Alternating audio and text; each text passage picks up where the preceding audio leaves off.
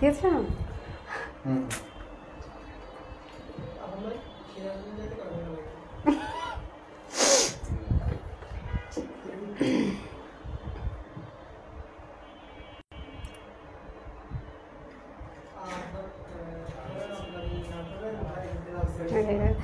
শুভ সন্ধ্যা, আসসালামু আলাইকুম। স্বাগত জানাচ্ছি আজকে লাইভ ক্লাসে। আমি আলিয়া আক্তার পলি, বাংলা ইনস্ট্রাক্টর অফ চলো শিখি। আশা করছি সবাই অনেক ভালো আছো, সুস্থ আছো এবং চলো শিখির সাথেই আছো। বাংলা প্রথম পত্রের নিয়ে একটি নতুন টপিকসে লাইভ ক্লাসে চলে আসছি। তোমরা একটু দ্রুত জয়েন হয়ে যাও।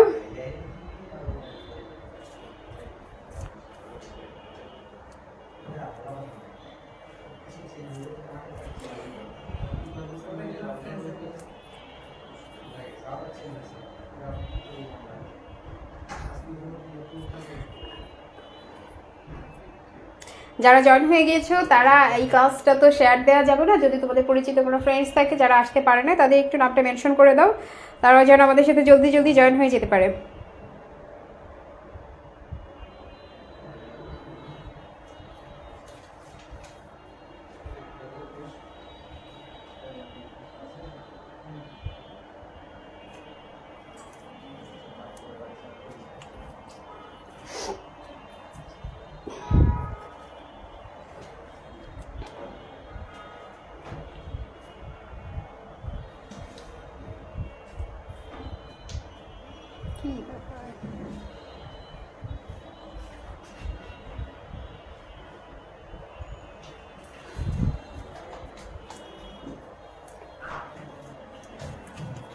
বাংলা প্রথম পত্রে আজকে তোমাদের গ্রুপে ফার্স্ট ক্লাস। অনেকে সালাম জানিয়েছো, সবার সালামের উত্তর একসাথে নিয়ে নিয়েছি। ওয়ালাইকুম আসসালাম, আলহামদুলিল্লাহ ভালো আছি। অনেকগুলো কমেন্ট পাস হয়ে গেছে।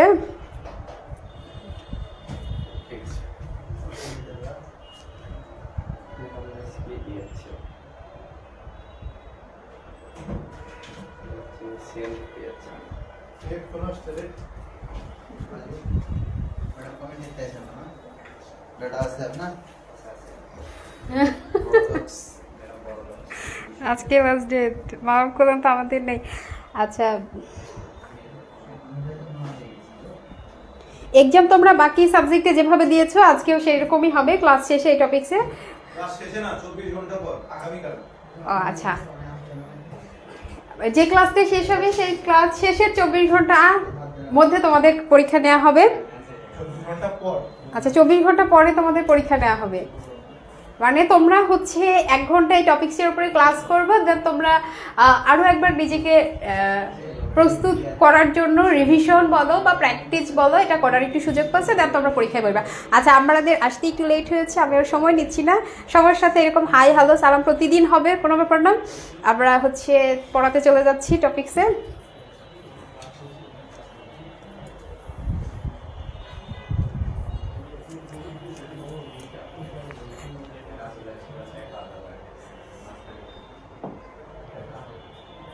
আচ্ছা, তো আশা করছি যে তোমরা যারা এখন পর্যন্ত জয়েন আছো তারা হচ্ছে খাতা কলম নিয়ে মোটামুটি রেডি আছো বইয়ের পাশাপাশি।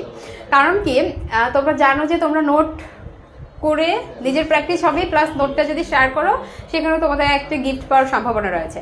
আর বইয়ে তোমরা দাগাতেই পারো, কোনো ব্যাপার না। বইটা আমি চাইবো যে তোমরা দাগাও। এতদিন হচ্ছে অনেকে দেখা যায় যে অনেকভাবে পড়ে, স্লাইড মেক করে পড়ে, এটা সেটা অনেক কিছু পড়ে।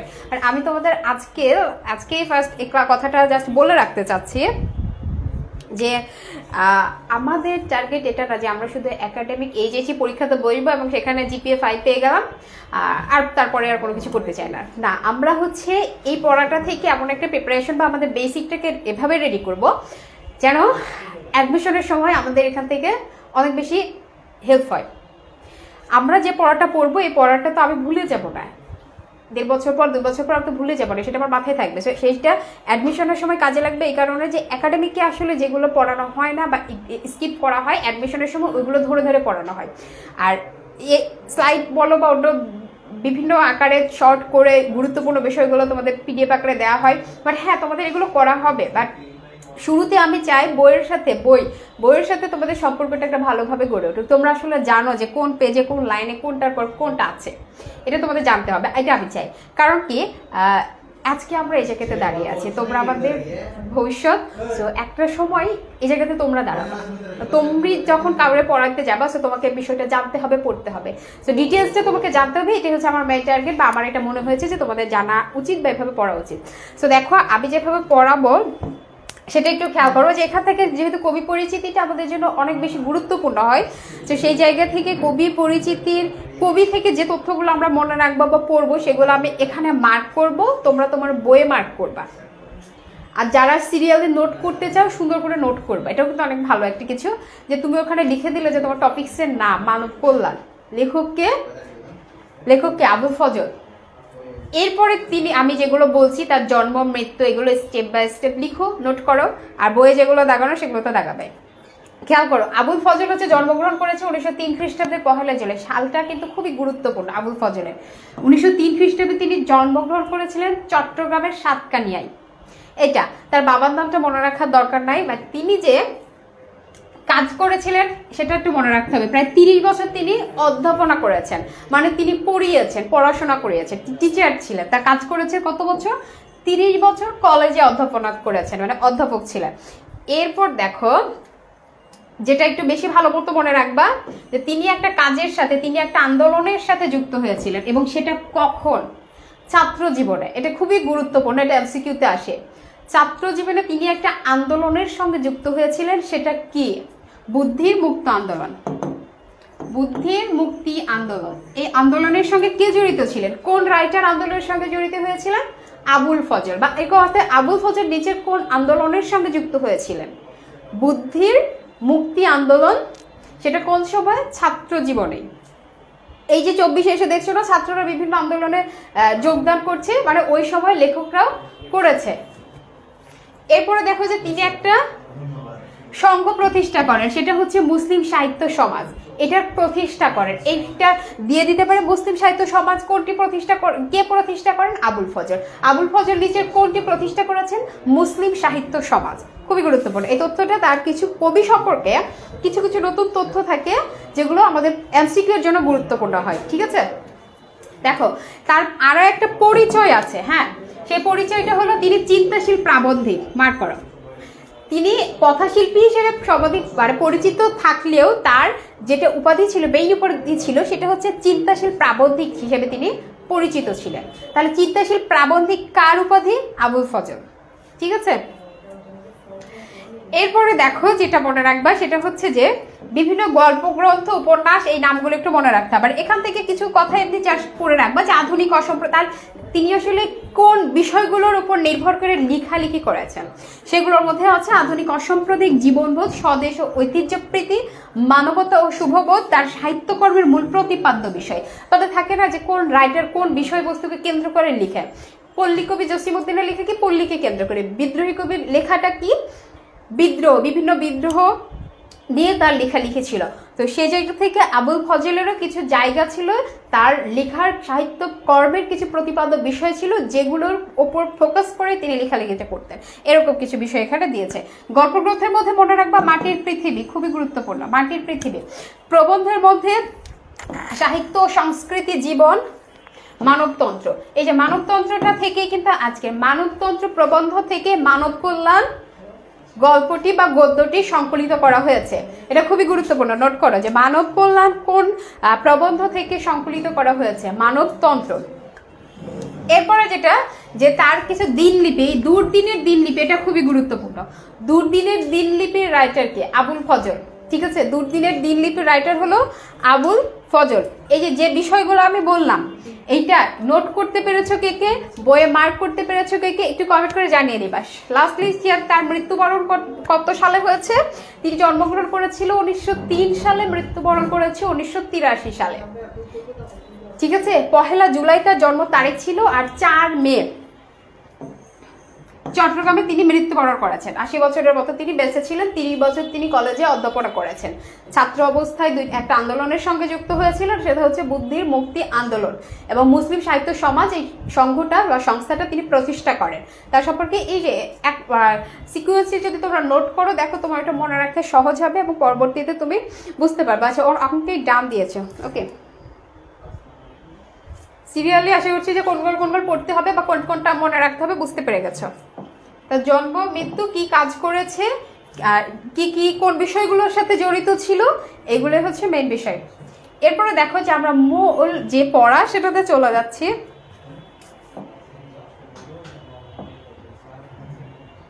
আমাদের যে পদ্যটা পড়ছি আজকে, পদ্যের নাম হলো যে মানব কল্যাণ। মানব কল্যাণ শোনা মাত্রই তোমরা হয়তো অনেকে চিন্তা করতেছো মানুষের কল্যাণ করাই মানব কল্যাণ, মানুষের উপকার করাই মানব কল্যাণ।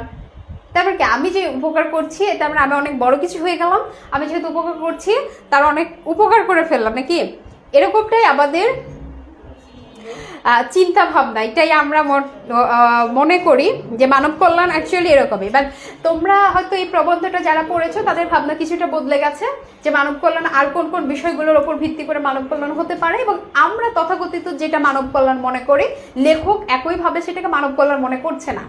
তাহলে তিনি কিভাবে ভাবছে, তার ভাবনাটা তার লেখার মাধ্যমে প্রকাশ করেছে এবং আমরা সেটা পড়ে আমরা সেটা সম্পর্কে জানতে পারবো।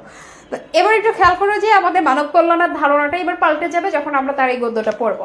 মানব কল্যাণ এর শিরোনাম আমার দেওয়া নয়, লেখক বলছে যে মানব কল্যাণ কথাটা মূলত আমি দেই নাই। তাহলে কে দিয়েছে? এই যে আমাদের সমাজ দিয়েছে। কে বলছে? আমাদের প্রচলিত ধারণার চলতি কথায় মানব কল্যাণ কথাটা অনেকটা সস্তা, মার্ক করো, সস্তার মামুলি অর্থেই ব্যবহৃত হয়ে থাকে। এই যে মানব কল্যাণটা লেখক দেয় নাই, দিয়েছে আমাদের সমাজ, আমাদের এই যে তথাকথিত সমাজ যেটা, তারা এটা মানব কল্যাণকে দিয়েছে এবং মানব কল্যাণ কথাটাকে এত সস্তার মামুলি অর্থে ব্যবহৃত করে ফেলেছে। তো অনেক সময় এমসিকিউতে এভাবে আসে যে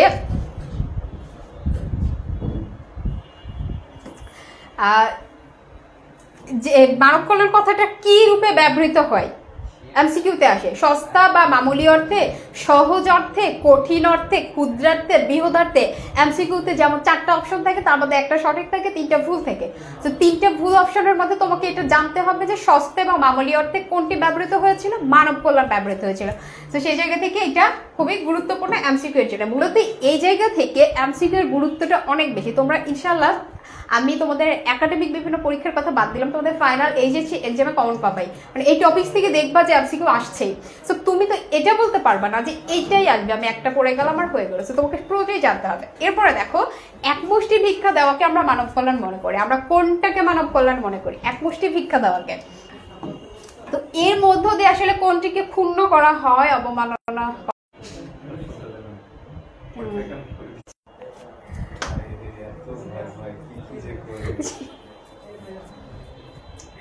কি যে বলেন, মনুষ্যত্বর মানব মর্যাদাকে এতে যে ক্ষুণ্ণ করায়। আমাদের এমসিকিউ আসে যে ভিক্ষা প্রদানের মাধ্যমে কোনটিকে ক্ষুণ্ণ করা হয়। খুব ভালো মতো খেয়াল করবা কোনটাকে, মনুষ্যত্ব বোধ এবং মানব মর্যাদাকে। মানে প্রত্যেকটা লাইন থেকে একটা করে এমসিকিউর জায়গা আছে যেগুলো তোমরা 2-1বার পড়লে বা এই যে ক্লাসগুলো করলে মনে রাখতে পারবা। তো একটু খেয়াল করো।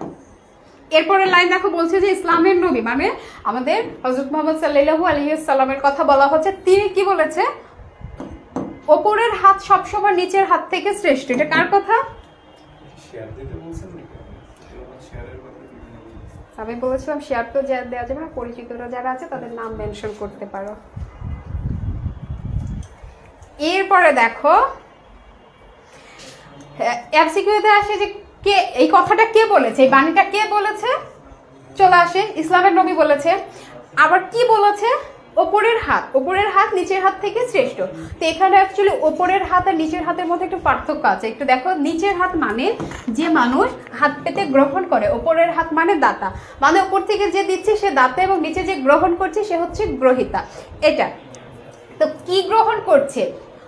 অনুগ্রহ, দয়া, এটা গ্রহণ করছে। তো দয়া যে করছে সে দাতা, যে গ্রহণ করছে সে গ্রহিতা।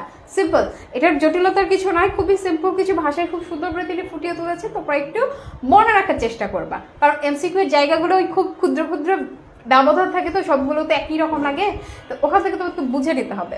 দেখো এরপরে বলছে দান বা ভিক্ষা গ্রহণকারী দীনতা। কি দীনতা কিভাবে প্রতিফলিত হয়? সর্ব অবয়ব, অবয়ব মানে গঠন, মানব গঠন, মানবের দৈহিক গঠনের কথা বলছে। প্রতিফলিত হয় তার কেমন দৃশ্য? বিভৎস দৃশ্য। কারণটা নজরে পড়েছে।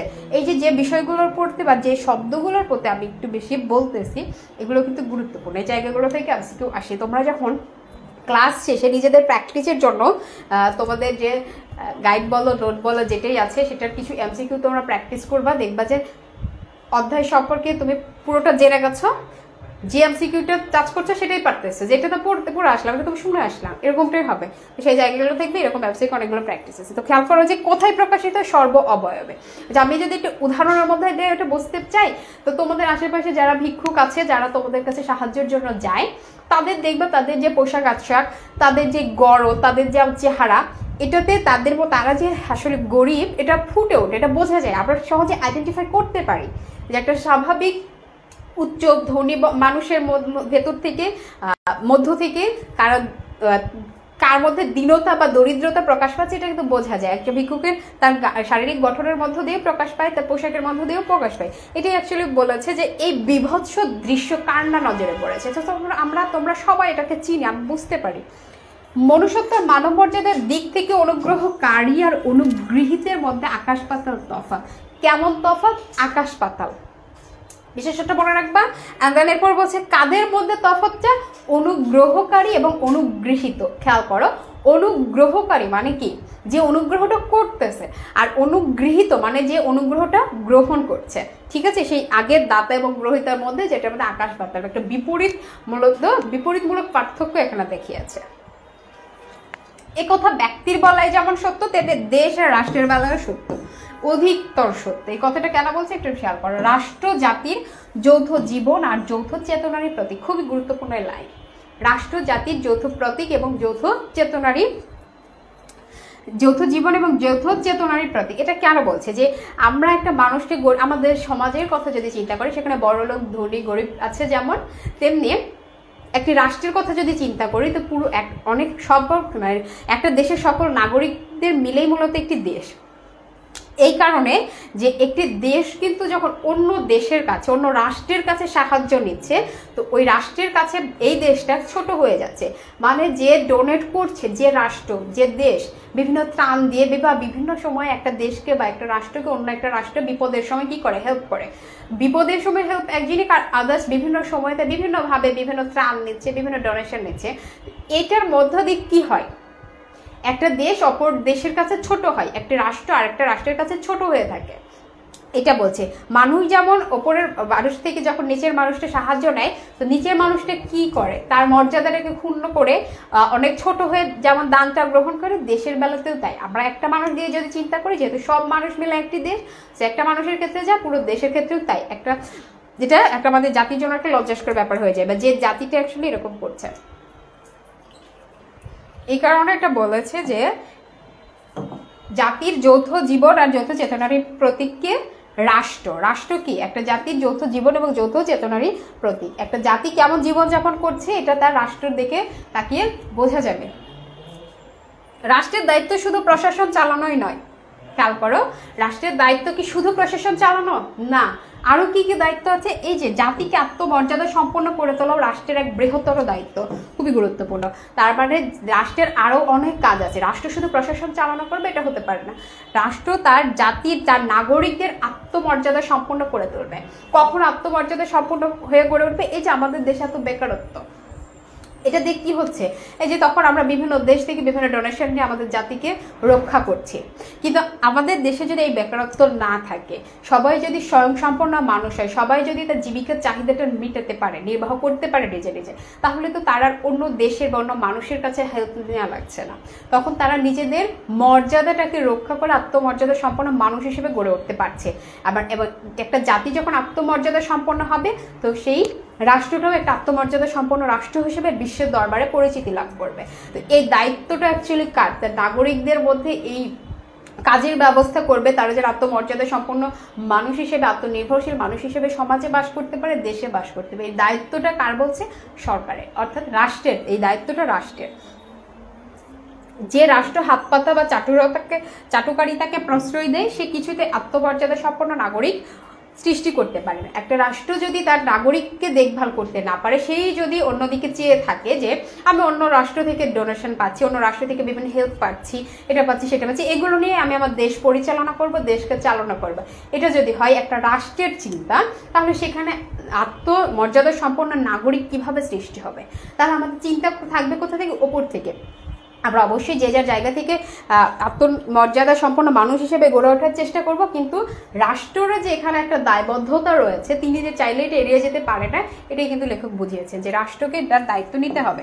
তাই মানব কল্যাণ অর্থে আমি দয়া বা করুণার বশবর্তী হয়ে দান খয়রাতকে মনে করি না। এই যে লেখকের চিন্তা ভাবনায় ছিল মানুষকে আত্মমর্যাদা সম্পন্ন মানুষ হিসেবে গড়ে উঠতে হবে। সকল মানুষ একজন আত্মমর্যাদা সম্পন্ন মানুষ, সকল মানুষের একটা মর্যাদা আছে, মানব মর্যাদা আছে, এই মর্যাদাটা আমাদের দিতে হবে। তো একজন প্রতিটি, তো সবাই তো বড় লোক না, আমরা এর মধ্যে কিছু গরিব আছে যারা কি অপরের কাছে সাহায্য নেয়, সাহায্য চায়। তো যার কাছে অ্যাকচুয়ালি সাহায্যটা নিতে গেছে, যার কাছে সাহায্যটা চাচ্ছে, সে কি ওই যা মানুষটার কাছে অনেক ছোট করে ফেলছে না নিজেকে? আমরা কি করছি? আমরা 10 টাকা 20 টাকা তাকে দিয়ে হেল্প করছি, হ্যাঁ তুমি এই সময়টা এই টাকাটা নিয়ে খরচ করো। এই জায়গাতে কি হচ্ছে? আমি নিজেকে অনেক বড় মনে করছি, আমি তাকে হেল্প করে ফেললাম। যে মানুষটা এই দানটা গ্রহণ করলো সে নিজেকে অনেক ছোট মনে করলো। আমাদের লেখক যেটা বোঝাতে চেয়েছে সর্বোপরি, এটা আরো পরে বলতাম, যে আমরা এটা করা যাবে না। আমি মানুষকে হেল্প করব, তখনই এটা হেল্প হবে বা সাহায্য হবে যখন তার মর্যাদাটা রক্ষা হবে। পরবর্তীতে সে আর কখনোই কারো কাছে হেল্প চাইবে না, তার সাহায্যের দরকার হবে না। মানুষকে এভাবে সাহায্য করো যাতে মানুষের মর্যাদাটা বজায় থাকে। তুমি যদি মানুষটাকে মর্যাদা দিতে না পারো, তোমার মনুষ্যত্বের কোনো দাম নাই, তোমার এটাকে কোনোভাবে মানব কল্যাণ বলা যায় না, তোমার এই কাজটা মানব কল্যাণের আওতায় পড়েই না। এটা হচ্ছে লেখকের কথা ছিল। এরপরে দেখো যে মনুষ্যত্বের অবমাননা যে ক্রিয়াকর্মের অবশ্যম্ভাবী পরিণতি, তাকে কিছুতেই মানব কল্যাণ বলা যায় না। এই যে জায়গাতে আমার নিজের মনুষ্যত্বটা ধূলিসাৎ হয়ে যাচ্ছে, মনুষ্যত্বকে নষ্ট করে আমি যে সাহায্যটা করছি, সেটা কোনোভাবে সাহায্য হতে পারে না। সায়েন্সের ভাষায় একটা কথা আছে না, যারা সায়েন্সের আছে দেখো যে W=Fs বলে একটা সূত্র আছে। মানে কি? F হচ্ছে বল, S হচ্ছে স্মরণ। হ্যাঁ, বল প্রয়োগে যদি বস্তুর স্মরণ ঘটে তবেই কিন্তু সেটা কাজ, উইদাউট সেটা কাজ হবে না। তেমনি লেখক বলছে যদি কারো মনুষ্যত্বের অবমাননা হয় তাহলে সেটা কোনোভাবেই মানব কল্যাণ না। আমার মানব কল্যাণটা তখনই গ্রহণযোগ্য হবে যখন মনুষ্যত্ব বজায় থাকবে, মনুষ্যত্বের অবমাননা হবে না, মানব মর্যাদাটা ঠিক থাকবে, তবেই সেটা মানব কল্যাণ হবে। আজকের পর থেকে আশা করছি বুঝে গেছো যে তুমি কখনোই একজনকে একটা চকলেট গিফট দিয়ে বলবা না আমি তোর বড় উপকার করে ফেলছি। তুমি কখনোই কাউকে 10 টাকা দিয়ে বলতে পারবা না যে আমি তোমার মানব কল্যাণ করে ফেলছি। আশা করছি বুঝতে পেরে গেছো। মানব কল্যাণের উৎস মানুষের মর্যাদাবোধ বৃদ্ধি। কি মানব কল্যাণের উৎসটা কি? মানুষের মর্যাদাবোধ বৃদ্ধি আর মানবিক চেতনা বিকাশের মধ্যেই নিহিত। মানব কল্যাণের উৎসটা কোনটার মধ্যে নিহিত? এই যে আমাদের মানবিক বোধ মানে কি, আমাদের মনুষ্যত্বটাকে বোঝানো হচ্ছে, মানবিক চেতনাটাকে যারা জাগ্রত করতে এই বিষয়গুলোকে ইঙ্গিত করছে। মানুষের মর্যাদাবোধ বৃদ্ধি উৎসটা দেখো, যদি এই উৎসের মধ্যে তোমার পরে তুমি যদি এভাবে কাউকে কল্যাণ করতে পারো, কাউকে দান করতে পারো, তবেই সেটা মানব কল্যাণ হবে, উইদাউট হবে না। ক্লিয়ার কিনা একটু জানাও, যে কোনো কিছু সমস্যা হচ্ছে কিনা বুঝতে একটু রেসপন্স করো। এরপরে দেখা বলছে একদিন এক ব্যক্তি ইসলামের নবীর কাছে ভিক্ষা চাইতে এসেছিল। তো তখন নবী সাল্লাল্লাহু আলাইহি সাল্লাম কি করলেন? একখানা কুড়াল কিনে দিলেন। কি কিনে দেওয়ার কথা বলা হয়েছে? কুড়াল কিনে দেওয়ার কথা বলা হয়েছে। এবং এরপরে এটি দিয়ে তাকে কি বললো? তুমি বন থেকে কাঠ সংগ্রহ করে বাজারে বিক্রি করে জীবিকা রোজগার করোগে। এভাবে তিনি লোকটিকে শুধু স্বাবলম্বনের পথ দেখাননি, বরং তিনি কি করেছেন? মর্যাদাবান হওয়ার শিক্ষা দেখিয়েছিলেন, মর্যাদার সঙ্গে জীবনযাপনের উপায়ও দেখিয়েছিলেন। খেয়াল করো, এখান থেকে এমসিকিউ আসে যেগুলো প্রয়োগমূলক, উচ্চতর দক্ষতা, যেগুলো যে 1 2 3 এভাবে থাকে, নিচের কোনটি সঠিক, সেখান থেকে আসে যে তিনি এই যে কুড়াল দেওয়ার মাধ্যমে, কুড়াল কিনে দেওয়ার মাধ্যমে তাকে কি কি শিখিয়েছিলেন?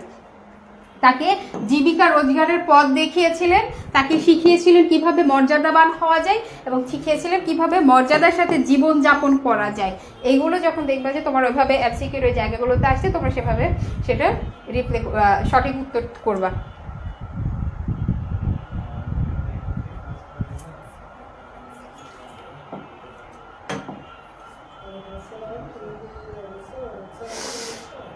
এরপরে দেখো, মানুষকে মানুষ হিসেবে এবং মানবিক বৃত্তির বিকাশের পথে বেড়ে উঠতে হবে, আর তার যথাযথ ক্ষেত্র রচনা করাই হলো মানব কল্যাণের সোপান, প্রাথমিক সোপান।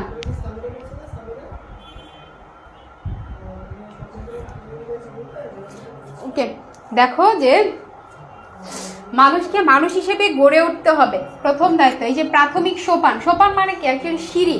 আমরা কোনো লক্ষ্যে পৌঁছানোর জন্য আমাদের যে পরিশ্রম নামক সিঁড়িগুলো বেয়ে বেয়ে উঠতে হয়, এটাকে এইভাবে বোঝানো হয়েছে যে আমরা যে মানব কল্যাণটা করবো সেই জায়গাতে পৌঁছানোর যে সিঁড়ি, সেগুলো কি?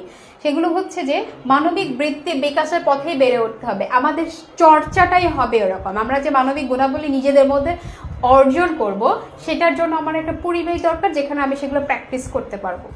এটাই, সেই বিকাশটা যেন ঘটতে পারে শিশু অবস্থাতে হোক বা বড় অবস্থাতে, যে যে ক্ষেত্রে যাচ্ছে সে জায়গা থেকে যেন এটা শিক্ষাটা নিতে পারে। এটাই বলছে যে এটাই যদি বিকশিত হতে পারে তবেই কিন্তু মানব কল্যাণ করা আমাদের জন্য সহজ হয়ে যাবে। সে সোপান রচনায় সমাজ এবং রাষ্ট্রের দায়িত্ব। এই দায়িত্বটা এবার দেখো দিয়ে দিয়েছে কাদের ওপরে? সমাজ এবং রাষ্ট্রের ওপরে। আমরা মূলত কোথা থেকে শিখি? পরিবার থেকেই সেই শিক্ষা গ্রহণটা করি, তাই না? পরিবারই মানুষের প্রাথমিক শিক্ষার কেন্দ্রস্থল। সেই জায়গা থেকে, পরিবার থেকে মানুষ শিক্ষা অর্জন করে বিভিন্ন গুণাবলী। পরবর্তীতে সে যখন যে জায়গাতে চলাফেরা করে সে জায়গা থেকে সে বিভিন্ন ধরনের শিক্ষা নেয়। সেটা সমাজ হতে পারে, প্রতিষ্ঠান হতে পারে, কর্মক্ষেত্র হতে পারে, সব জায়গা থেকেই। এরপরে দেখো বলছে সমাজের ক্ষুদ্রতম অঙ্গ বা ইউনিট হলো পরিবার। এটাও এমসিকিউর জন্য আসে, বাট এটা তোমরা অনেক আগে থেকে পড়ে আসছো।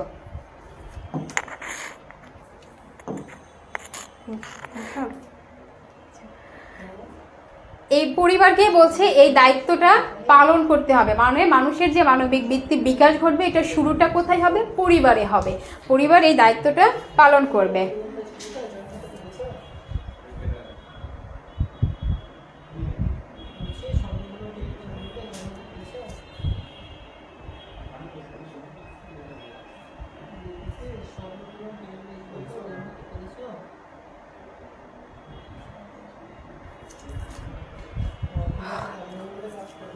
দেখো এরপরে বলছে যে ধীরে ধীরে ব্যাপকতার পরিধিতে যখন মানুষের বিচরণ শুরু হয় তখন সে পরিধিতে যেসব প্রতিষ্ঠানের সঙ্গে তার সংযোগ ঘটে, তার শিক্ষা কিংবা জীবিকা সংক্রান্ত যেটাই হোক না কেন, দায়িত্বগুলো তখন ওইগুলো প্রতিষ্ঠানের ওপর বর্তে। তবে তো অনেকখানি নির্ভর করে অনুকূল পরিবেশের ক্ষেত্রগুলোর উপর। এই যে আমরা বলি না, আমরা যে জায়গা থেকে যাই আমরা সেখান থেকে পজিটিভ কিছু শিক্ষা নেওয়ার চেষ্টা করি। তুমি যখন কোনো প্রতিষ্ঠানে যাও, অর্থাৎ তোমার যে ক্লাসমেটসগুলো থাকে তারা বিভিন্ন পরিবেশ থেকে উঠে আসছে, বিভিন্ন পরিবার থেকে উঠে আসছে, তো তোমার মনে হয় না তার যদি কোনো একটা ভালো গুণাবলী থাকে তুমি সেটা নিজের মধ্যে অর্জন করবা, চর্চা করবা, মানে তুমি কি তোমার পরিবারের বাইরে গিয়েও একটা শেখার জায়গা পেলে। এই মানবিক গুণাবলীর চর্চার কোনো শেষ নাই, কোনো জায়গা নাই, সকল জায়গা থেকে চর্চা করা যায়। এবং প্রথমত সেই দায়িত্বটা কার ওপর দিয়েছিল? সমাজ এবং রাষ্ট্রের ওপরে।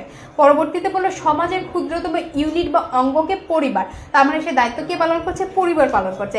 এবং পরবর্তীতে আরও বলছি যে আমরা যেখানে যাই না কেন, সেটা আমাদের পরিবার হতে পারে, আমাদের শিক্ষা প্রতিষ্ঠান হতে পারে বা কর্মস্থল, সেই দায়িত্বগুলো তাদের উপর পড়ে যায় যে আমাকে একজন মানবিক মানুষ হিসেবে গড়ে তুলবে, আমাকে সেরকম একটা পরিবেশ তৈরি করবে।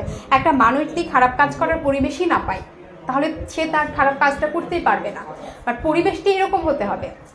এটা আমি সর্বোপরি ব্যাখ্যা দিয়ে বোঝাইলাম, যেটা তোমাদের এখান থেকে বুঝতে যেন সহজ হয়। যে এই তো খারাপ কাজের উদাহরণ দিলাম, বাট তোমাদের ভালো কাজের ব্যাপারটাও সেরকম। এই মানবিক বৃত্তিগুলো, মানবিক বিকাশগুলো, ভালো কাজ, ভালো গুণাবলীগুলো কখন চর্চা করতে পারবে? ভালো পরিবেশে থেকে চর্চা করতে পারবে। সেই পরিবেশটা এদের যে একটা দায়িত্ব রয়েছে সেটা বোঝাচ্ছে। মানব কল্যাণ স্বয়ম্ভু বিচ্ছিন্ন সম্পর্ক রহিত হতে পারে। মানব কল্যাণ কি হতে পারে না? স্বয়ম্ভু বিচ্ছিন্ন সম্পর্ক রহিত হতে পারে। এখানে স্বয়ম্ভু মানে তোমরা অনেকে প্রশ্ন করবা, স্বয়ম্ভু মানে অ্যাকচুয়ালি যেটা বোঝায় যে স্বস্রষ্টা, ঠিক আছে, নিজে নিজে যেটার সৃষ্টি এটা। তো মানব কল্যাণ অ্যাকচুয়ালি শুধুমাত্র নিজের চিন্তা ভাবনা নিজে সঠিক থেকে হয় না। আমরা বললাম না, আমাদের খুব বলেছে যে পুরো সবাইকে মিলে মানব কল্যাণ, সবার চিন্তা ভাবনাটা সেম হতে হবে। তো মানব কল্যাণ এরকম শুধুমাত্র একা একা হতে পারে না, বিচ্ছিন্ন হতে পারে না। মানব কল্যাণ হবে কেমন? অবিচ্ছিন্ন। সবাই এটা বুঝবে, সবাই এটা বুঝতে পারবে যে এভাবে মানব কল্যাণ হয়, তবে মর্যাদাটা রক্ষা পাবে। অর্থাৎ একজন অসহায় মানুষের সাহায্য নিয়ে তখন সে আর অসহায়ত্ব ফিল করবে না, তার মনে হবে না আমি আমার মর্যাদাটাকে ছোট করে ফেললাম, আমি আমার প্রাপ্ত মর্যাদা পেলাম না, এরকমটা কখনো হবে না। বাট যদি শুধুমাত্র এটা ব্যক্তিকেন্দ্রিক হয়, নিজের মধ্যে থাকে, যে স্বয়ম্ভু হয়ে যায়, তাহলে কিন্তু এটা মানব মর্যাদা ক্ষুণ্ণ হবে, অবমাননা করা হবে। এ কারণে বলছি এটা কখনো স্বয়ম্ভু হতে পারে না, এটা কখনো বিচ্ছিন্ন রহিত হতে পারে না, এটা সবসময় অবিচ্ছিন্ন হবে। প্রতিটি মানুষ যেমন সমাজের সাথে সম্পর্কিত, তেমনি তার কল্যাণও সামগ্রিকভাবে সমাজের ভালো মন্দের সাথে সংযুক্ত। আমি শুধু আমার ব্যাপারটা চিন্তা করে আমি ওকে 10 টাকা দিয়েছি, আমি অনেক বড় কিছু করে ফেলেছি, আমি তার কল্যাণ করে ফেলেছি, আমার অনেক পূর্ণ হয়ে গেছে, এরকমটা ভাবা যাবে না। যেহেতু আমি একটা সমাজে বাস করছি, অর্থাৎ আমি যাকে সাহায্য করছি সেও সমাজের একটা অংশ। তো তাকে যদি আমি সাহায্য করতে চাই, তার কল্যাণ যদি আমি করতে চাই, তো তাকে প্রাপ্ত সম্মান দিয়ে আমাকে সাহায্য করতে হবে, তার মর্যাদাটা রক্ষা করে আমাকে সাহায্য করতে হবে।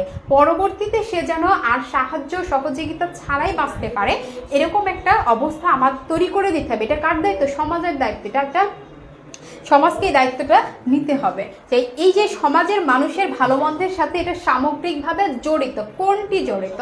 মানব কল্যাণ। উপলব্ধি ছাড়া মানব কল্যাণ স্রেফ দান করা তার বা কাঙালি ভোজনের মতো মানব মর্যাদার অবমাননা করার এক পদ্ধতি না হয়ে যায় না। এই যে কোনটি ছাড়া মানব কল্যাণ স্রেফ দান খয়রাতের মতো মনে হয়, খেয়াল করো, কোনটি ছাড়া? উপলব্ধি ছাড়া। ঠিক আছে, মানব কোনটি ছাড়া স্রেফ দান খয়রাত? উপলব্ধি ছাড়া মানব কল্যাণ স্রেফ দান খয়রাতের মতো। আবার প্রশ্ন আসে, উপলব্ধি ছাড়া মানব কল্যাণ কিসের মতো? স্রেফ দান খয়রাতের মতো। কোনটি ছাড়া স্রেফ দান খয়রাতের মতো? উপলব্ধির মতো। মানে একটা লাইন থেকে ঘুরে পেঁচে 2-3টা প্রশ্ন করা যাবে, এরকম একটা টপিক। যেটা কাঙালি ভোজনের মতো মানব মর্যাদা অবমাননা করার একটা বিষয়। কাঙালি ভোজন আশা করছি বুঝতে পেরে গেছে যে ওই যে বিভিন্ন ধর্মীয় প্রতিষ্ঠানগুলোতে বা বিভিন্ন মাজার মন্দিরে যে খাবারের আয়োজন করা হয়, যেখানে অসহায় দরিদ্র মানুষরা ফ্রিতে গিয়ে খেতে পারে, সেটাকেই বোঝানো হচ্ছে। তো সেই জায়গাতে সবাই খুব বেশি সম্মানের সাথে খাবারটা গ্রহণ করে এরকম না, দেখবে যে অনেক নিচু হয়ে নিজেকে ছোট করে, বা তাদের উপায় নেই, পরিস্থিতির শিকার, এই কারণে তারা ওই জায়গাতে গিয়ে নিজের ক্ষুধাটাকে কি করছে? নিবারণ করছে, এটা বলছে। তো এটা কেন হচ্ছে বলো তো? ওই যে আমাদের এখানে উপলব্ধির অভাব আছে, আমরা আমাদের সমাজটাকে এভাবে পরিচালিত করছি, আমরা কখনো তাদের মর্যাদা দেওয়ার কথা চিন্তাই করি নাই, সে চিন্তা ভাবনাটাই পাল্টাতে হবে। এবার দেখো যে বলছে যে আমাদের দেশে হয়েছে এসবকে বাহবা দেবার বা বাহবা কুড়াবার লোকের অভাব নেই। এটা খেয়াল করো যে এই কাজগুলো কিন্তু সমাজে প্রচলিত, শুধুমাত্র যে মসজিদ মন্দিরে বা বিভিন্ন মাজারগুলোতে হচ্ছে এরকমটা না। দেখবা বিভিন্ন বড় বড় ধনী ব্যক্তিরাও এরকম খাবারের আয়োজন করে, তারা তাদের অনেক টাকা পয়সা, তারা এরকমভাবে একটা কাঙালি ভোজনের আয়োজন করছে। জাস্ট সেটা কি বলতো? একদিনের জন্য। তিনি কিন্তু চাইলে পারতেন তার গ্রামের কিছু মানুষদের আত্মমর্যাদাটা রক্ষা করে তাদের কি করতে? আত্মনির্ভরশীল হতে সাহায্য করতে পারতো। বাট তিনি কি করলো? তার তো বাহবা চাই, হ্যাঁ আমি আজকে 200 মানুষের খাবারের আয়োজন করেছি, এটা লোকে আমাকে অনেক বাহবা দিবে। এই যে আমরা বাহবা কুড়ানোর জন্য আমরা 200 মানুষের খাবারের ব্যবস্থা করি কোন বেলা? এক বেলা। বাট বাকি 2 বেলা সে কি খেলো, সে অনাহারে থাকলো কিনা, এটা আমরা চিন্তা করি না। তো এইটা লেখক উনি যদি মানব কল্যাণ মনে করে তো এটা ওনার ভুল। লেখকের কাছে এটা কোনোভাবে মানব কল্যাণ হতে পারে না। একবেলা 200 জনের খাবারের আয়োজন করে বাকি বেলা তারা যদি অনাহারে থাকে, এটা কোনোভাবে মানব কল্যাণ হতে পারে না। তো এরকম লোকের যেমন আমাদের অভাব নাই, সেরকম লোককে বাহবা দেওয়া, প্রশংসা করার লোকেরও অভাব নেই। এই যে আমরা এরকম দেখি না এখন বিভিন্ন আমাদের ওইগুলো না দেখতে পেলে আমরা তো ফেসবুকে বিভিন্ন রিলস দেখি, বিভিন্ন ভিডিওস দেখি, যেগুলোতে এই যে এরকম ভিডিও তারা মেক করছে, একজন মানুষকে হেল্প করে দিচ্ছে বা অনেকগুলো মানুষের খাবারের ব্যবস্থা করছে। এগুলো করার পরে তারা যখন এগুলো পোস্ট করে তখন আমরা ওখানে অনেক কমেন্ট করি না, অনেক গ্রেট ওয়ার্ক, গুড জব, এগুলো কমেন্ট করি। তো এইগুলোই বলছে যে বাহবা যেমন উনি নিচ্ছে, আমাদের মতো কিছু মানুষ আছে যারা বাহবা দিচ্ছেও। হ্যাঁ, তার মানে মূল বিষয়টা সবসময় আমাদের অন্ধকারেই থেকে যাচ্ছে, এটাই চলে আসছে। এরপরে দেখো বলছে আসল কথা, মানুষের মনুষ্যত্বকে বাদ দিয়ে স্রেফ তার জৈব অস্তিত্বের প্রতি সহানুভূতিশীল এ ধরনের মানব কল্যাণ কিছুমাত্র ফলপ্রসূ হতে পারে না। দেখো এইটা বারবার কিন্তু মানুষের মনুষ্যত্বটাকে ধরে তুলে আনা হচ্ছে, মানে একজন মনুষ্যত্ব সম্পন্ন মানুষ এ ধরনের কাজ করতে পারে না, তার বিবেক নাড়া দেয় যে আমি এইভাবে একটা মানুষকে 10 টাকা দিয়ে হেল্প করে কতদিন হেল্প করবো, তার অন্যভাবে অন্য ওয়েতে চিন্তা করবে, ডিফারেন্ট ওয়েতে। বাট যখন শুধুমাত্র এই যে এইগুলো জৈব অস্তিত্বের কথা বলছে, মানে আমাদের মানুষের কিছু জৈবিক চাহিদা আছে, মৌলিক কিছু চাহিদা আছে, যেমন অন্ন, বস্ত্র, বাসস্থান, চিকিৎসা, শিক্ষা, এগুলো দেওয়ার চেষ্টা করে। তো দেখবা যে মানুষ খুঁজে খুঁজে এই ব্যবস্থাগুলোই করে, তাকে একবেলা খাবার দিচ্ছে, শীতের সময় কিছু পোশাক ডোনেট করছে, চিকিৎসা না পেলে কোনো এক সময় চিকিৎসা দিচ্ছে, শিক্ষার জন্য বই ফ্রিতে দিয়ে দিচ্ছি, এগুলো করছে। বাট একটা মানুষ কিন্তু তার জৈব অস্তিত্ব টিকিয়ে রাখতে পারবে নিজেই যখন তার একটা কর্মের ব্যবস্থা হবে। এটা যেহেতু আমাদের জৈব চাহিদার মধ্যে পড়ে না, তাই আমরা কখনো কাউকে আত্মনির্ভরশীল হতে সাহায্য করি না। আমরা তাকে একবেলা খাবার দিয়ে সাহায্য করি, কারণ তাকে বেঁচে থাকতে হবে, এটা তার জৈবিক মৌলিক চাহিদা, এটা চিন্তা করি।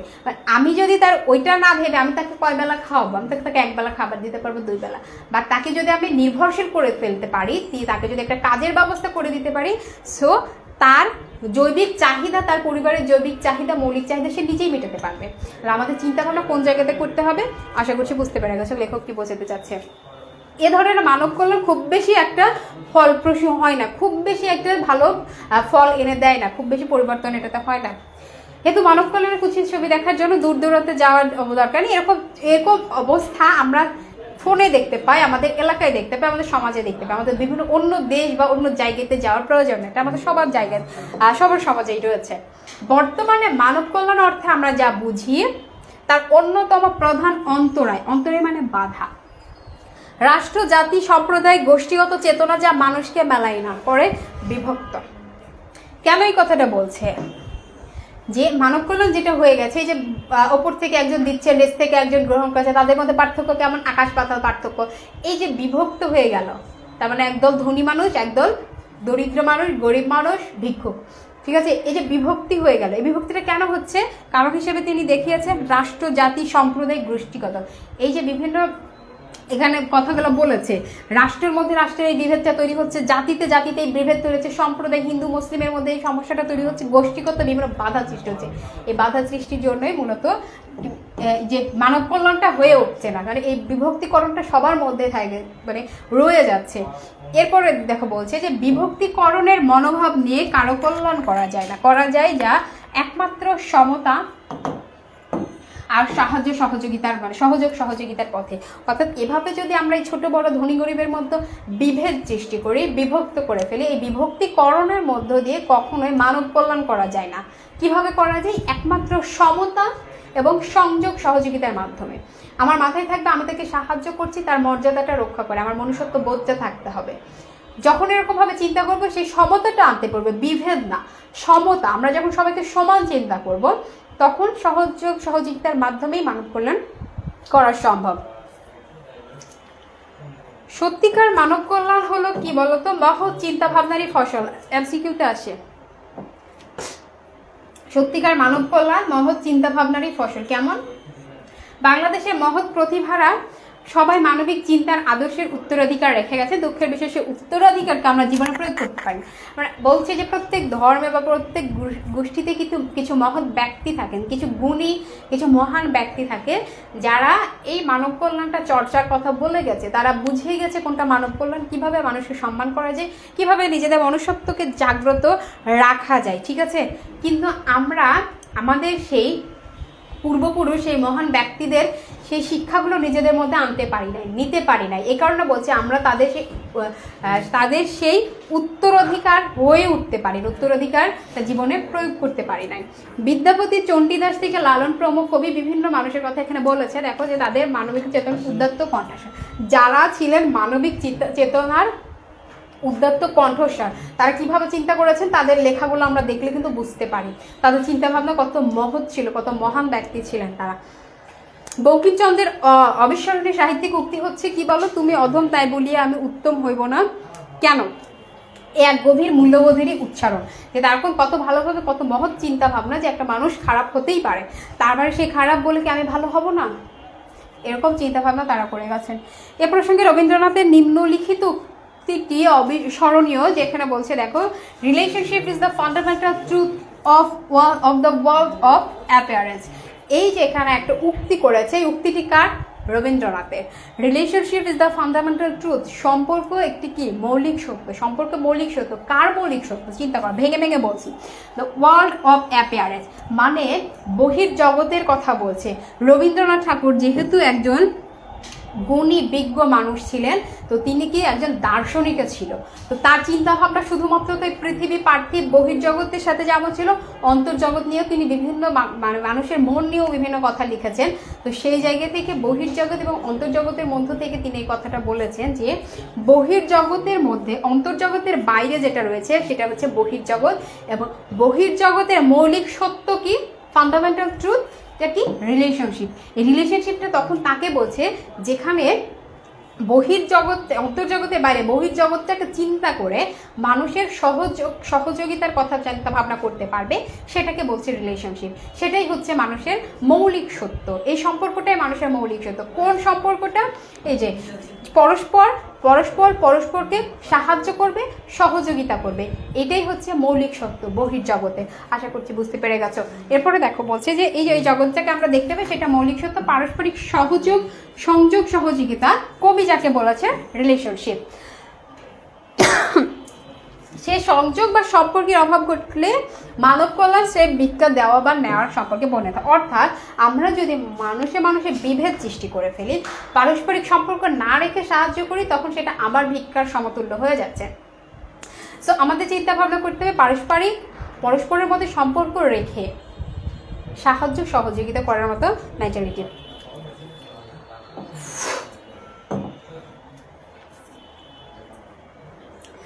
এরপরে দেখো বলছে মানব কল্যাণ অলৌকিক কিছু নয়, এক জাগতিক ধর্ম। কোনটি জাগতিক মানব ধর্ম? মানব কল্যাণ হচ্ছে একটি জাগতিক মানব ধর্ম, ঠিক আছে? তাই এর সাথে মানব মর্যাদা তথা হিউম্যান ডিগনিটির একটি সম্পর্কে কি বলছে? অবিচ্ছেদ্য। তার মানে হিউম্যান ডিগনিটি মানে মনে রাখবা মানব মর্যাদা। এমসিকিউতে আসে হিউম্যান ডিগনিটি মানে কি? মানব মর্যাদা।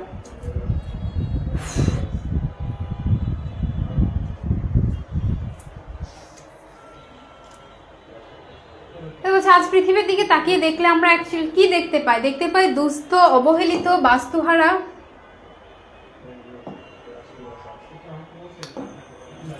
স্বদেশ বিতাড়িত মানুষের সংখ্যা দিন দিন বেড়েই চলছে। দুস্থ, বাস্তুহারা, স্বদেশ বিতাড়িত মানুষের সংখ্যা বেড়ে। আচ্ছা, স্বদেশ বিতাড়িত মানুষের কথা যদি আমরা বলি, তাহলে আমরা কাদের কথা চিন্তা করতে পারি? রোহিঙ্গাদের কথা চিন্তা করতে পারি, যারা তার নিজের দেশে আশ্রয় পায় নাই, পরবর্তীতে বাংলাদেশে এসে আশ্রয় নিয়েছে এবং তাদেরকে আশ্রয় দেওয়া হয়েছে।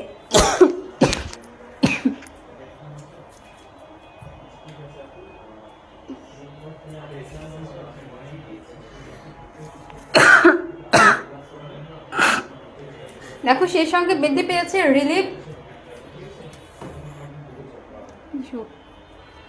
সেই সঙ্গে কি কি বৃদ্ধি পেয়েছে একটু দেখো তো। রিলিফ, রিহেবিলিটেশন ইত্যাদি শব্দের ব্যাপক বৃদ্ধি পেয়েছে, ব্যাপক প্রয়োগ বৃদ্ধি পেয়েছে, ঠিক আছে?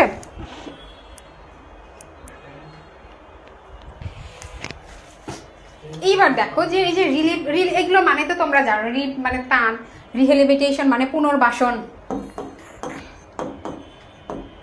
এইগুলোর সংখ্যা দিন দিন বাড়ছে। এগুলোর সংখ্যা বাড়ছে বলেই এই যে মানুষ দুস্থহারারা, দুস্থ, অবহেলিত এইসব মানুষদের সংখ্যা বেড়ে যাচ্ছে। এই কারণে আমাদের তো সাহায্য করার লোক আছে, আমাদের এত ইন্ডিপেন্ডেন্ট হতে হবে এরকম তো কোনো দরকার নেই, আমাদের ত্রাণ দেওয়ার লোক আছে, আমরা বিভিন্ন জায়গা থেকে রিলিফ পাবো, নিজেদের জীবিকা অর্জন নির্বাহ করে দিতে পারবো, এটা চিন্তা ভাবনা করছি। এই চিন্তা ভাবনার কারণেই মূলত ওই চিন্তা ভাবনাটা কেন করছে? যে আমাদের পাশে দাঁড়ানোর মতো কেউ আছে, পরনির্ভরশীল হয়ে যাচ্ছে, বুঝছো? এরপরে দেখো এক খুবই গুরুত্বপূর্ণ, রেড ক্রস ইত্যাদি সেবাধর্মী সংস্থার সংখ্যা বৃদ্ধি পাচ্ছে। রেড ক্রসের নাম অনেকে শুনেছে, এটা কি, কেমন প্রতিষ্ঠান? সেবাধর্মী প্রতিষ্ঠান। এটুকুই আসে এমসিকিউর জন্য।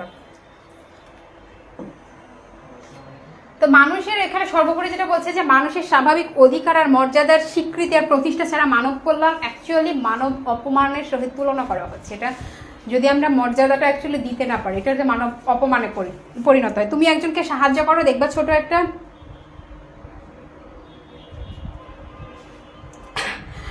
তুমি কাউকে 10 টাকা দিয়ে সাহায্য করবা, দেখবা যে তুমি নিজেকে অনেক কিছু মনে হচ্ছে, আমি ওকে সাহায্য করতে পেরেছি, ভেতর ভেতর তুমি খুব গর্বিত ফিল করছো।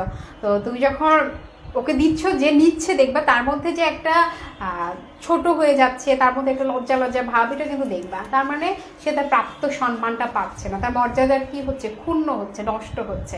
এই কারণে এখানে বলছে যে সেটা এক ধরনের অপমানের সঙ্গে তুলনা করেছে। কালের বিবর্তনে এখন আমরা ট্রাইব বা গোষ্ঠীবদ্ধ জীব নয়, বৃহত্তর মানবতার অংশ। তাই গো অফ হিউম্যানিটিকে বিচ্ছিন্ন, মানবতার দিকে যাওয়াটাকে বলছে বিচ্ছিন্ন, বিক্ষিপ্ত কিংবা খণ্ডিতভাবে দেখা বা নেওয়া যায় না, তেমনি নেওয়া যায় না তার কল্যাণ কর্মকেও খণ্ডিত করে দেখতে। মানুষ একটি প্রাণী মাত্র, কিন্তু ভেতরে মানুষের মধ্যে রয়েছে এক সম্ভাবনার বীজ। তার মানে বলছে অনন্ত, অসীম এবং অনন্ত সম্ভাবনার বীজ। ঠিক আছে,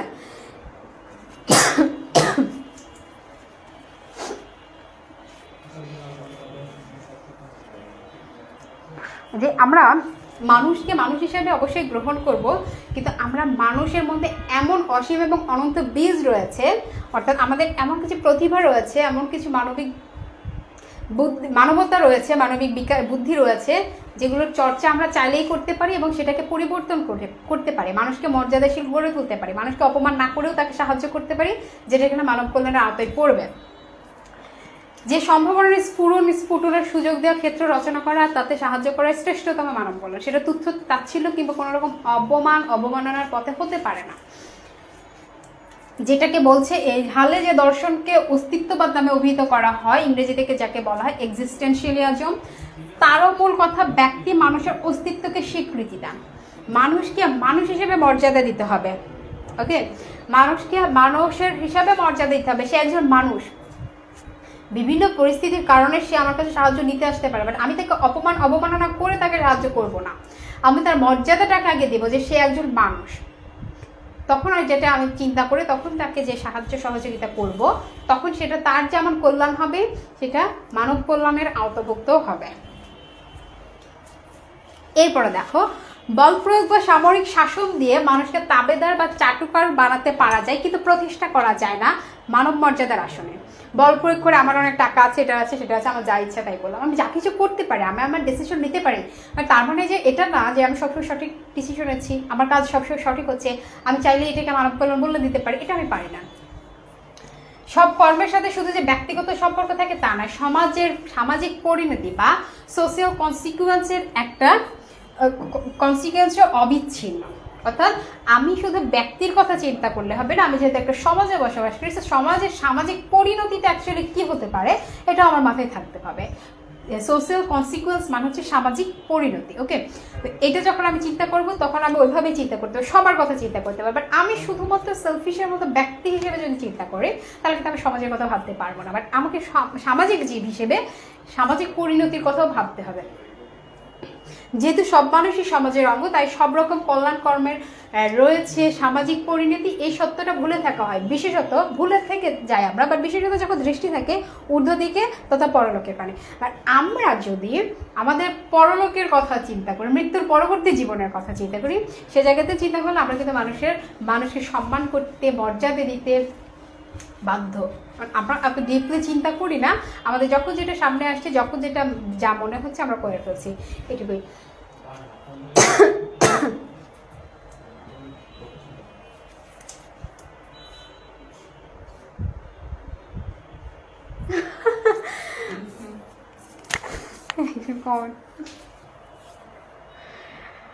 সে সদিচ্ছা দ্বারা মানব কল্যাণ সাধিত হয় না, সব ধর্ম প্রবর্তকেরা বারংবার নির্দেশ দিয়েছে মানুষের ভালো করো। খেয়াল করো কি বলেছে, ধর্ম এবং ধর্ম প্রবর্তকেরা কি বলছে, ভালো করো, মানুষের কল্যাণ করো, মানুষের ভালো করো, মানুষকে সুখ শান্তি দান করো।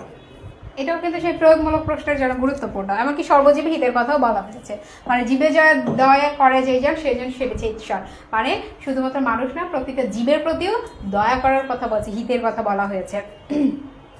অতএব আমাদের কি করতে হবে, দৃষ্টিভঙ্গি পাল্টাতে হবে। কেউ বলে না দৃষ্টিভঙ্গি বদলাও সব পৃথিবী বদলে যাবে, এরকম আমাদের দৃষ্টিভঙ্গিটা বদলাতে হবে। আমরা যেভাবে চিন্তা করতাম সেই চিন্তা ভাবনাটা পাল্টাতে হবে। আশা করছি ক্লাসটা করার পর তোমাদেরকে মনে হয় না যে মানব কল্যাণটা অ্যাকচুয়ালি কোনটা হতে পারে। আমি 10 টাকার একটা বিস্কিট কিনে একটা বাচ্চাকে সাহায্য করলাম, আমার হয়ে গেল এটা মানব কল্যাণ? নাও, কোনোভাবে না। তো মানব কল্যাণটা অ্যাকচুয়ালি কি, আশা করছি তোমাদের চিন্তা ভাবনা অনেকটা বদলে গেছে, তোমরা নিজেকে এভাবে তৈরি করতে পারবা। সমস্যার মোকাবেলা করতে হবে কিভাবে, নতুন দৃষ্টিকোণ থেকে। তারপরে সমস্যাটা বুঝতে হবে এবং চিন্তা ভাবনা করতে হবে নতুন দৃষ্টিকোণ থেকে। যখন আমি সমস্যাটা বুঝতে পারবো তখন সমাধান চলে আসবে নতুন পদ্ধতিতে। যা হবে কেমন হবে, খেয়াল করো, বৈজ্ঞানিক, রেশনাল, সুবুদ্ধি নিয়ন্ত্রিত। রেশনাল শব্দের অর্থ কি, বিচার বুদ্ধি সম্পূর্ণ বা যৌক্তিক। ঠিক আছে, সমস্যা যত বড় এবং যত ব্যাপকই হোক না কেন তার মোকাবেলা করতে হবে কিভাবে, সাহস আর বুদ্ধিমত্তার সাথে। এড়িয়ে গিয়ে কিংবা জোরাতালি দিয়ে কোনো সমস্যাই সমাধান না। যখন আমরা তো 2024-এ বসবাস করছি। আমাদের চিন্তাভাবনা আরও অনেক ডিফারেন্ট না? আমাদের চিন্তাভাবনা যেমন ডিফারেন্ট, তো আমাদের কাজের ওইটাও ডিফারেন্টই হবে। যখন আমরা কোনো সমস্যায় পড়বো, সমস্যাটা বুঝে গেলে সেই সমস্যাটার সমাধান কত বৈজ্ঞানিকভাবে করা যায়, কত যৌক্তিক উপায়ে করা যায়, কত সুবুদ্ধি নিয়ন্ত্রিত উপায়ে করা যায় সেটা করব, তবেই কিন্তু সফলতাটা আসবে। আমাদের বিশ্বাস,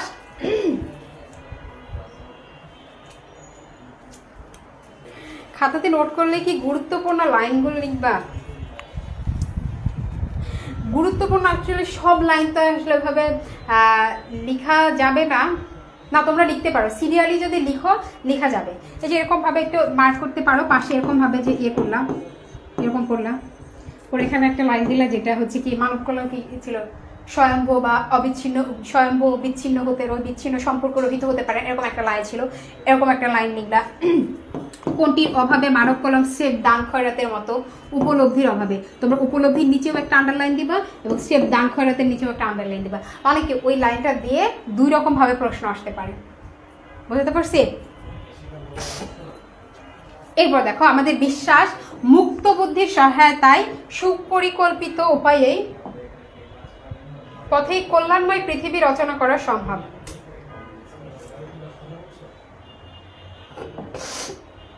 আমাদের বিশ্বাস মুক্ত বুদ্ধি, অ্যাকচুয়ালি মুক্ত বুদ্ধি কেন বলছি? আমরা তো এমনি বুদ্ধির কথাও বলতে পারি যে আমরা অনেক বিচার বিবেচনা, অনেক বুদ্ধি শুদ্ধি নিয়ে যদি কোনো কাজ বা কোনো প্রবলেম সলভ করি তো সেটা খুব দ্রুত সলভ হয়ে যায়, এটা আমরা চিন্তা করি। তো এখানে বলছি মুক্ত বুদ্ধি, মানে মুক্ত বুদ্ধি এই কারণে বলছে যে আমরা যেসব সমাজে বাস করি, যে পরিবেশে বাস করি, যেখানে থেকে সেখানে কিছু গোড়ামি থাকে, কিছু কুসংস্কার থাকে, যেগুলো এই কাজটা হয় না, এটা আমাদের হচ্ছে করা যাবে না, এটা কুসংস্কার, এটা করলে এটা হবে, এরকম থাকে না? তো সেই জায়গা থেকে এই গোড়ামিগুলো থাকা যাবে না, কুসংস্কার থাকা যাবে, এই সকল মুক্ত, গোড়ামি মুক্ত, কুসংস্কার মুক্ত, এরকম বুদ্ধি কথা বলা হয়েছে, যেটার সাহায্যে সুপরিকল্পিত উপায়ে কল্যাণময় পৃথিবী রচনা করা সম্ভব। একমাত্র মুক্ত বিচার বুদ্ধির সাহায্যে বিজ্ঞানের অভাবনীয় আবিষ্কারকে ধ্বংসের পরিবর্তে সৃজনশীল মানবিক কর্মে করা যায় নিয়োগ, আর তাহলেই মানব কল্যাণ হয়ে উঠবে মানব মর্যাদার সহায়ক।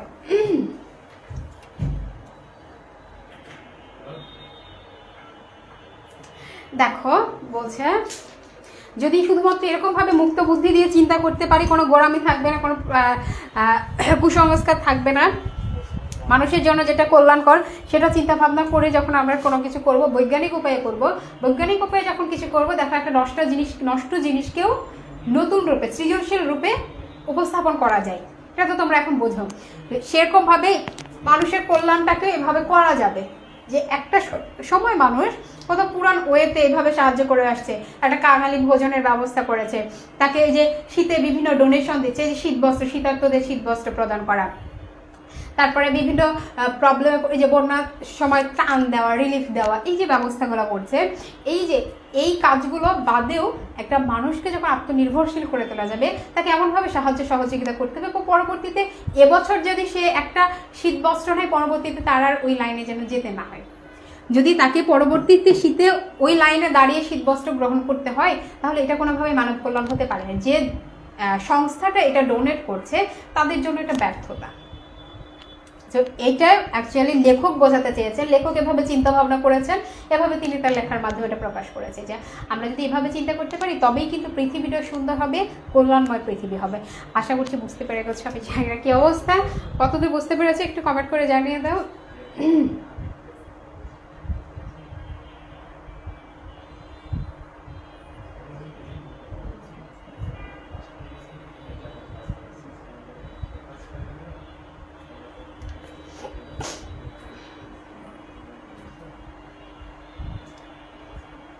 আচ্ছা, তোমরা কে এক্সাম, তুলি আক্তার নিঝুম, এক্সামের ব্যাপারে তোমরা আগের এক্সামগুলো যেরকম দিয়েছো সেরকমই হবে, তোমাদের গ্রুপে জানাই দেওয়া হবে কোথায় কিভাবে দেওয়া হবে, সেই লিঙ্ক টিঙ্ক সব কিছু দেওয়া হবে, এত চাপ নাই।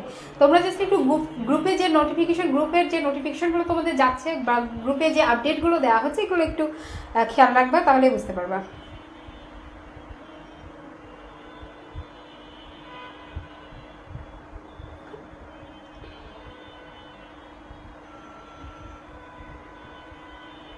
কোথায় কি প্রবলেম আছে একটু কমেন্ট করে জানিয়ে দাও।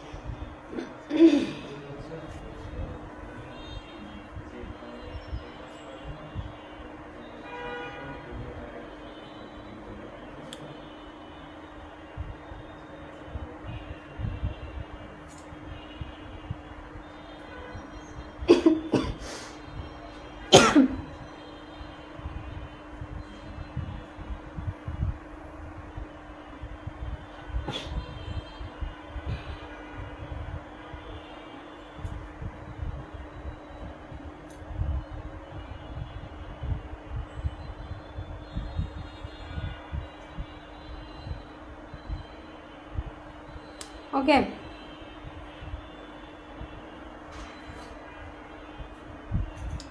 কমেন্ট দেখা যায় না সব।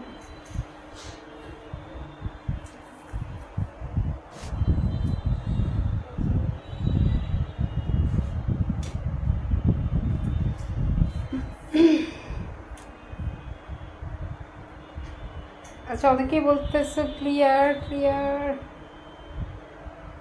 দেখা যায়। হ্যাঁ হ্যাঁ হ্যাঁ, আচ্ছা এমসিকিউ ওখানে একটু খেয়াল করো যে তোমরা এখন নিজেরাই পারবা।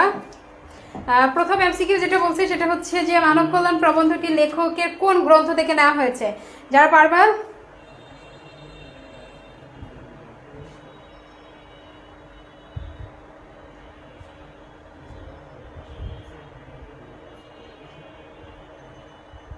ওয়ার্ড মিনিংগুলোতে আমি অলরেডি বলে দিয়েছি এর পড়ানোর মধ্যেই। দেখো যে এটা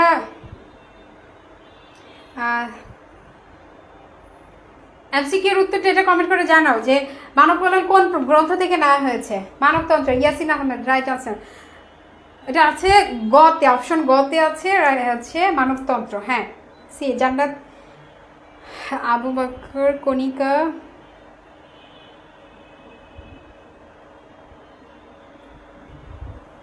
ওকে।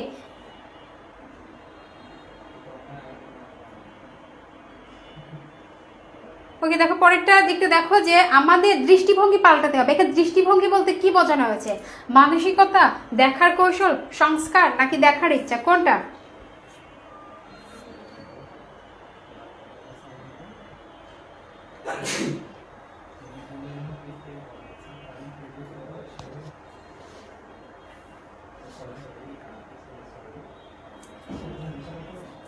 দুইয়েরও কিন্তু মানসিকতা হবে, ঠিক আছে? মানসিকতা, এটা আমাদের দৃষ্টিভঙ্গি পাল্টাতে হবে, মানে আমরা দেখার কৌশল তো হবে না, আমাদের চিন্তা ভাবনা পাল্টাতে হবে, আমাদের চিন্তার ওয়েটা চেঞ্জ করতে হবে, আমরা আমাদের মানসিকতা বদলাতে হবে।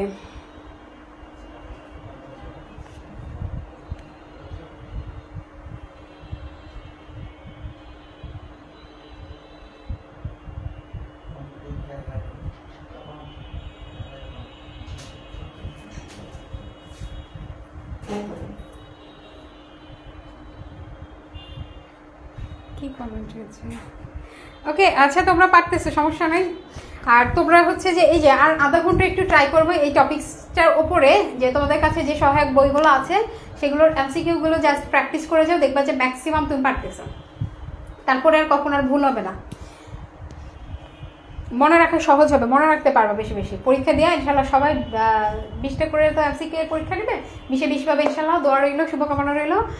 আজকের ক্লাস এখানে শেষ করছি, দেখা হবে পরবর্তী ক্লাসে। সেই পর্যন্ত ভালো থাকো, সুস্থ থাকো, আল্লাহ হাফেজ।